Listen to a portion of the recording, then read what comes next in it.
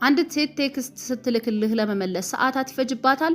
አንተ ግን ስልክህን አፍጥተህ ትጠብቃለህ። መልስ ሲጠፋብህ ትጨነቅና ምን ተፈጥሮ ነው ወይም ደህና ነሽ ብለህ ሌላ ቴክስት ትጨምራለህ።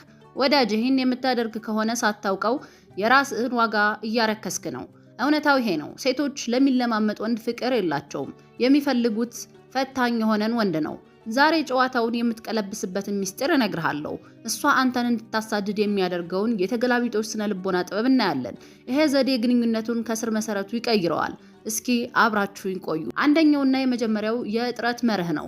በመጀመሪያ ይህን የገበያ ህግ ልብ በል። በሽበሽ የሆነ ነገር ሁሉ ዋጋው ርካሽ ነው። ውድ የሚሆነው የማይገኝ ሲሆን ብቻ ነው። ብዙ ወንዶች ለሴትዮዋ ሁሌም ይገኛሉ። 24 ሰዓት ኦንላይን ናቸው። በጠራቻቸው ሰዓት ይሮጣሉ። ቴክስት በላከች በደቂቃ ይመልሳሉ። ይሄ ርካሽ ያደርጋቸዋል። የተገላቢጦች ስነ ልቦና የሚለው ፍላጎትህን ቀነስ አድርገህ አሳይ ነው። እሷ አንድ እርምጃ ወደ ኋላ ስትል አንተ 2 እርምጃ ወደ ኋላ ሂድ። እሷ መልስ ለመስጠት ከዘገየች አንተ አትቆጣ፣ አትለማመጥ። ዝም ብለህ በራስህ ህይወት ቢዚ ሁን። ያኔ ለምንድነው እንደሌሎቹ የማይለማመጠኝ ብላ መጠየቅ ትጀምራለች።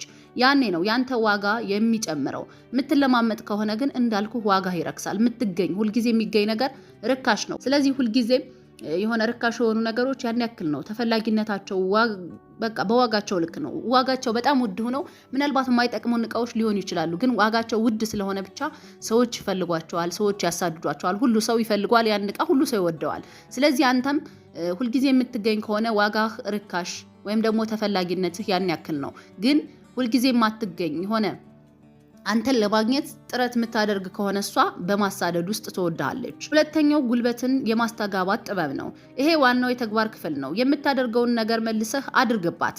ቴክስቷ ዘግይቷል። እሷ መልእክት ለመላክ 3 ሰዓት ከፈጀባት አንተ ወዲያውኑ አትመልስ። ቢያንስ 3 ወይም 4 ሰዓት ጠብቀህ መልስ። ይሄ በቀል አይደለም፣ የራስህ ህይወት እንዳለህ ማሳያ መንገድ ነው። በቀል ምናምን አይደለም። አንዳንድ ሰዎች በበቀል ልትወስዱት ትችላላችሁ፣ ግን አይደለም።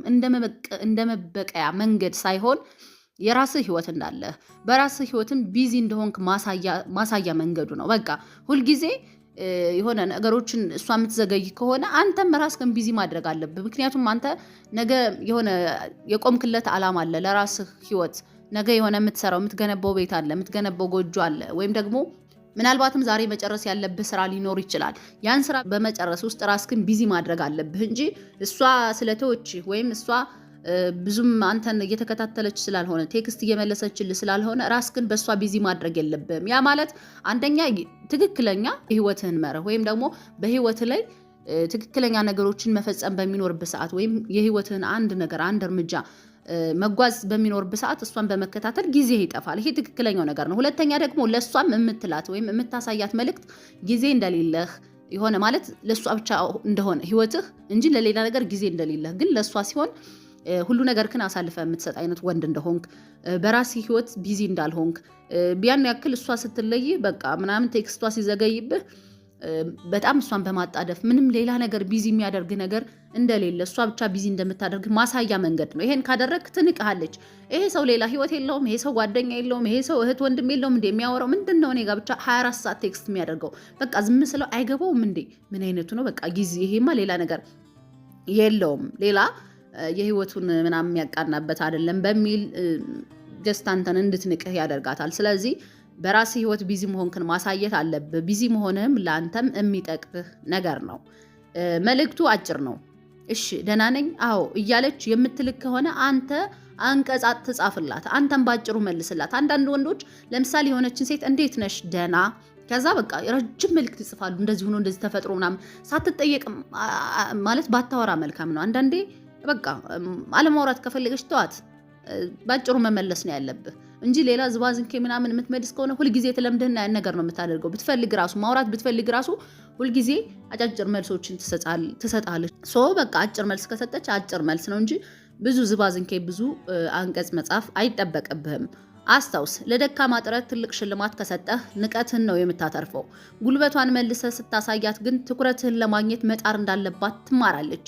በቃ ማለት እሷ የምታሳይህን እያንዳንዱን ነገር ንቀቷን ምናምን በቃ ጉልበቷ ምን አይነት እንደሆነ መልሰህ የምታሳያት ከሆነ በእሷ ልክ ከሄድክላት የሆነ እንትን ትላለች። ትኩረትህን ለማግኘት እንደገና መጣር ትጀምራለች። አለበለዚያ ግን ሁልጊዜ በቃ የሆነ ደካማ ነገሮችን የምታደርግ ከሆነ ምንም ሽልማት አታገኝም። ምንድነው የምታገኘው? ንቀትን ነው የምታተርፈው። ስለዚህ አሁኑን ይሄን ነገር ማቆም ይኖርብሃል። ሶስተኛው ለመሄድ ዝግጁ መሆን ነው።